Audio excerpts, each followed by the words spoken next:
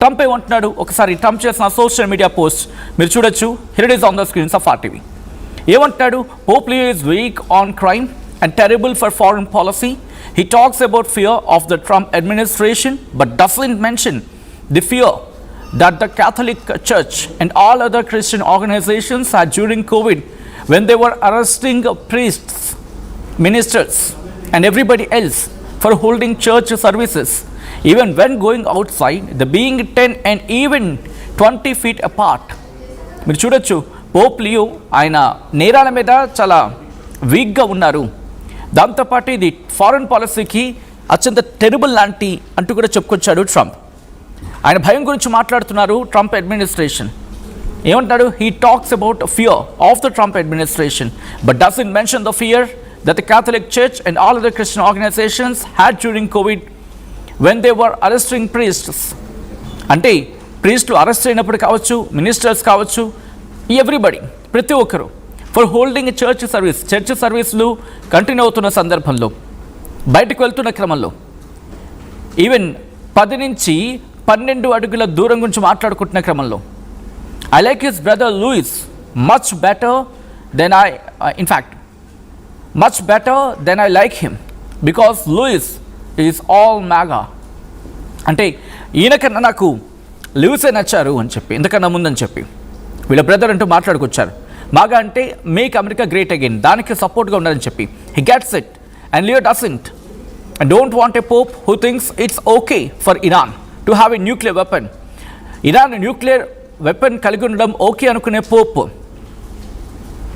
నాకు అక్కర్లేదు. I don't want a Pope who thinks it's terrible that America attacked Venezuela and country that was sending massive amounts of drugs to the United States and even worse, emptying their prisons, including murderers, drug dealers and killers into our country. అంటే Venezuela గురించి అంశాన్ని ప్రస్తావించాడు. Venezuela అంశాన్ని కూడా ఖండిస్తున్న అటువంటి వ్యక్తి మాకు అవసరం లేదు అంటూ వెనిజులాకి సంబంధించిన అదంతా చెప్పుకొచ్చాడు. And I don't want Pope who criticizes the President of United States because I'm doing exactly what I was elected in a landslide to do, setting record low number in crime and creating the greatest stock market in history. ఇక Trump ఏమంటున్నాడంటే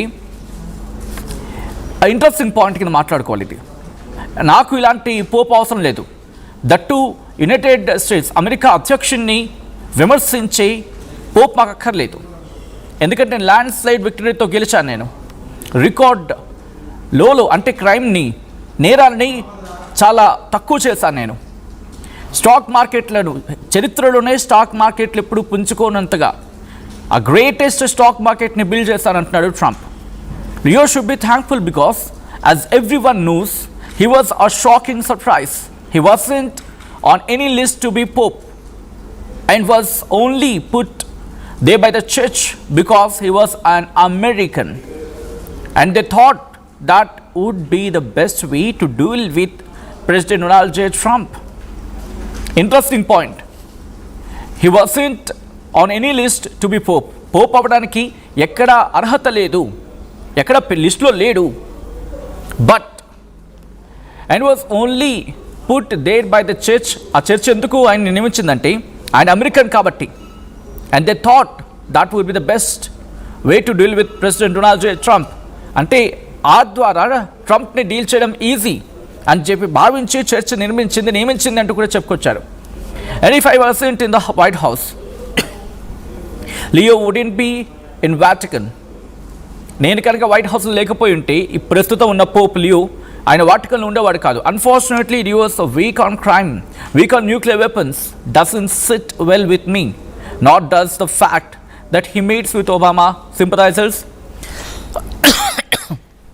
I'm sorry. Like David Axelrod, a loser from left, who is one of the, in fact, I'm sorry, who is one of those who wanted church goers and clerics to be arrested. అంటూ కూడా ఒక విధంగా చెప్పాలంటే ఎన్నో రకాల మాటలు అంటూ ఉన్నాడు. ఎన్నో రకాల మాటలు నేను కంటిన్యూ చేస్తున్నాను ఏమంటాడు అనేది. If I wasn't in white house, నేను కనుక వైట్ హౌస్లో లేకపోయి ఉంటే లియో వాటికన్లో ఉండేవాడు కాదు.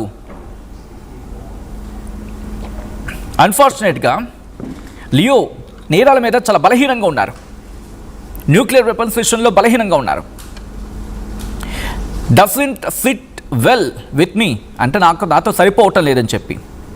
Not does the fact that he meets with Obama sympathisers like David, అంటే ఒబామా సింపథైజర్స్తో కలుస్తూ ఉన్నారు. And Anthony who is one of those who wanted church goers and clerics to be arrested. చర్చ్కి వెళ్ళేవాళ్ళు అలాగే క్లెరిక్స్ అరెస్ట్ అవ్వాలి అని కోరుకున్న వ్యక్తి, అండ్ అలాగే ఒబామా సింపథైజర్ అయిన వ్యక్తి డేవిడ్ అనే ఒక వ్యక్తితో ఈయన తిరుగుతూ ఉన్నారు అని చెప్తున్నాడు. ఎవరు? లియోతో తిరుగుతున్నాడు అని చెప్పి ట్రంప్ చెప్తూ ఉన్నాడు.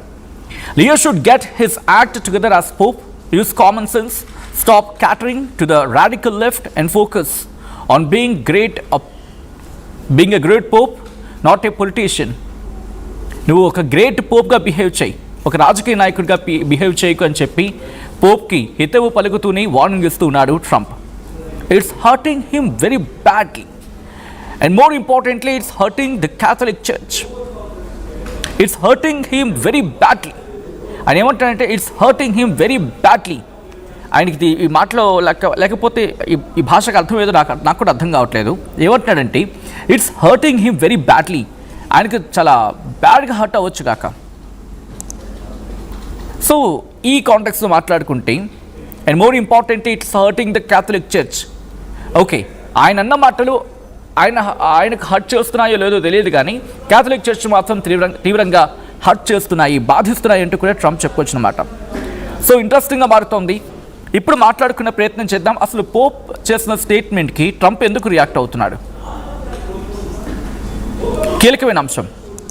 ఎందుకంటే పోప్ స్టేట్మెంట్ కీలకంగా మారడానికి కారణం ఏంటంటే పోప్ క్యాథలిక్ చర్చ్ అధిపతి. ఆయన ఏకంగా 1.4 బిలియన్ విశ్వాసకులు ఉంటారు కదా, వాళ్ళకి ఆధ్యాత్మిక మార్గదర్శకుడు.